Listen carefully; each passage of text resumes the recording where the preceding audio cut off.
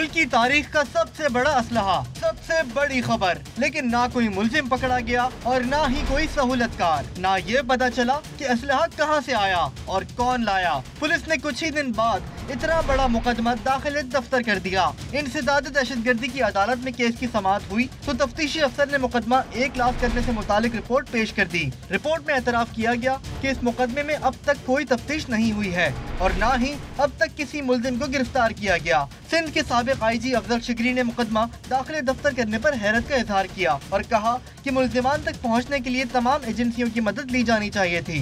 देखिए, ये तो बहुत बड़ा केस है और ये तो पिछले मेरा ख्याल है 50 साल में भी इतना बड़ा असला जो है कि अभी कटे न पकड़ी गई हो।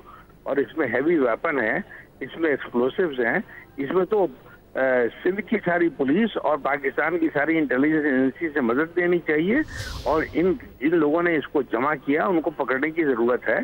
ये कोई नॉर्मल क्राइम के लिए तो नहीं था, ना ही ये कोई स्मगलिंग के लिए था, ना ही ये कोई डकैती या चोरी के लिए था, ये तो जंग के लिए था। पुलिस ने 2 माह पहले अजीजाबाद के एक घर के टैंक से बहुत बड़ी तादाद में असलहा बरामद किया था।